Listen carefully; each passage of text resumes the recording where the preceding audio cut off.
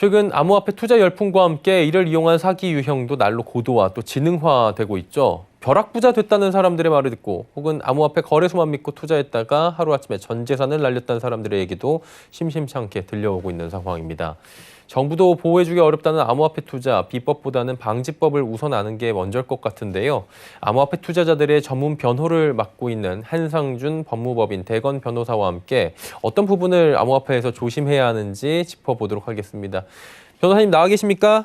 예, 안녕하세요. 예, 오늘 귀한 시간 내주셔서 감사드리고요. 암호화폐 사기 피해 사건 요즘에 맡고 계시는 걸로 알고 있습니다. 사기당했다는 뉴스 저희도 많이 보도를 해드리고 있는데 좀 실감하고 계세요, 현장에서는? 네, 저는 주로 암호화폐 사건이나 신종 금융 사기 사건을 담당하고 있는데요. 암호화폐 광풍이 다시 불기 시작한 작년 말부터 올해까지 암호화폐를 이용한 사기 사건이 이전에 비해 많이 급증한 상황입니다. 2018년, 19년에도 암호화폐 다단계 사기가 기승을 부렸다가 조금 잠잠해지나 싶었는데 최근 암호화폐가 연일 상승하다 보니까 관련 사기 사건이 많아졌습니다. 그리고 사기 유형도 변호사님 날로 지금 진화하고 있다라고 하는데 지금 뭐 기상천외한 방법들 많다면서요. 투자 사기 유형들을 좀 정리를 해주시면 어떨까요? 예, 암호화폐를 이용한 사기는 매우 다양한 유형이 있는데요. 주로 이제 원금과 수익을 보장하는 유사수신형 사기가 가장 많고요. 세부적으로 살펴보면 적금처럼 암호화폐를 예치하고 고수익을 보장하는 스테이킹 사기라는 게 있고요.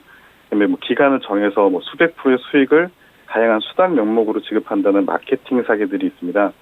이런 유사수신형 사기의 경우에는 원금을 보장하고 주변 지인들을 추천하면 다양한 명목으로 수당이 지급되다 보니까 짧은 시간에 매우 많은 피해자들을 발생시키는 경향이 있고요. 이 이외에도 고수익을 보장하면서 다단계로 암호화폐를 판매하는 방식의 사기, 그다음에 비트코인, 이더리움을 채굴한다는 명목으로 금전을 편취하는 채굴 사기 등이 있습니다. 요즘에 보면 그리고 문자 메시지나 여러 가지 광고를 통해서 대박입니다. 이것만 믿으세요. 이런 광고들 많이 보이는데 사기들이 많잖아요. 사기로 바로 알아볼 수 있는 광고들의 특성이 있다면 어떤 점도 있을까요? 대부분 그런 광고들의 특징이 단기간에 고수익을 보장한다, 원금을 보장한다 이런 식으로 많이 광고를 하거든요. 이제 그런 것들은 거의 100% 사기라고 보시면 됩니다. 그러니까 한마디로 전혀 모르는 사람이 단기간에 큰돈 준다고 하면 사기라고 일단은 거르고 봐야 된다라는 말씀이신 것 같은데 이게 사실은 기관들도 참 어려워하고 있고 지금 개인들도 당해본 적 없는 사기이기 때문에 우왕좌왕하는 경우가 많은데 사기당하면 어떻게 하는 게 좋습니까?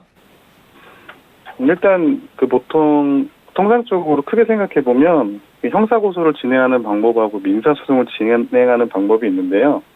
근데 민사소송은 통상 시간도 많이 걸리고 승소하더라도 집행할 재산이 없어서 손해보전을 받기 어려운 경우가 거의 대부분입니다. 그래서 암호화폐 사기의 경우에는 불특정 다수를 대상으로 하는 집단 사기인 경우가 많은데요. 개별적으로 고소를 진행하게 되면 고소 사건을 처리하느라 시간이 많이 걸리기도 하고 입건의 가능성이 없는 그런 사람들도 피고 소인을 무작정 특정하는 경향들이 있거든요. 그래서 가급적이면 피해자분들이 모이셔서 집단 고소를 하시는 게 가장 좋습니다. 일단 집단 고소를 해야 된다. 고소밖에 방법이 없는 상황인 것 같은데 그러면은 피해 회복은 어느 정도나 가능한 겁니까? 제가 암호화폐 관련된 사건들을 다수 진행해 보니까 이제 피해자분들이 주도적으로 범죄 수익금을 찾아내고 그다음에 집행하고 이런 부분들이 굉장히 어려워요. 그래서 범인들이 자기 명의로 재산을 만드는 경우도 거의 없고 있더라도 사건이 진행되는 중간에 이제 처분을 해버리는 경우가 많거든요. 물론 합의가 이루어지는 경우도 있지만 그런 경우보다 안 되는 경우가 사실 더 많고 통상 피해 회복의 가능성은 절반 이하라고 보시면 됩니다. 그래서 수사기관에서 발빠른 몰수 보전 내지 추징 보전을 해놓으면 굉장히 좋은데 가령 최근에 이제 피해 금액이 2조 원 이상일 것이라고 추정되는 사건이 이제 저희가 진행하고 있는 게 있는데요. 이제 경기 남부지방경찰청에서 몰수 추징 보전을 굉장히 빠르게 진행해서 2,400억 정도 되는 자산을 몰수 보전해놨고요. 이제 그게 나중에 형사재판이 종결된 다음에 보존해놓은 범죄 수익금을 피해자들에게 환부해주는 절차가 부패재산 몰수법상 시행이 되고 있는데 그 제도를 활용하는 것이 가장 효과적이지 않나 생각되고요. 다만 지금 그 환부 제도가 도입 초기이다 보니까 잘 모르시는 분들이 훨씬 많고 이게 좀 활성화가 시급하다고 봅니다. 지금 사기 피해를 피하는 방법들을 말씀을 구체적으로 좀 해주셨는데 반대로 이런 암호화폐는 사기를 안 당할 수 있다. 안심하고 투자할 수 있는 유형은 이런 것들이더라. 뭐 역으로 이런 것도 있습니까 혹시?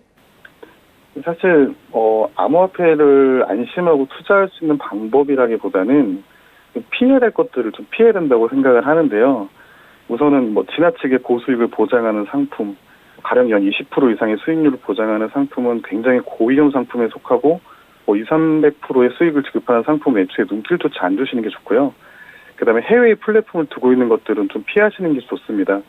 이제 뭐 바이낸스처럼 해외 그 대형 거래소를 이용하지 말라는 게 아니고 이제 플랫폼 자체가 해외에 놓고 투자를 유치하는 그런 것들이 있는데 이제 분쟁이 발생했을 때 구제받을 방법이 매우 까다롭고 비용도 많이 들어서 결국에 포기하게 되는 경우가 많습니다.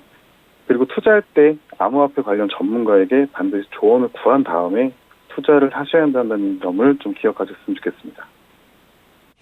네, 큰 돈 투자를 앞두고 이성적인 판단이 안 되는 경우가 참 많다고들 하죠. 사기 가능성을 경고하는 주변 목소리도 안 들린다고 하던데 고수익 정보는 절대로 제 발로 찾아오지 않는다는 점, 그리고 누군가 나한테 괜히 큰 돈을 준다고 하면 한 번쯤은 꼭 의심을 해보시는 게 필요할 것 같습니다. 한상준 법무법인 대건 변호사와 함께했습니다.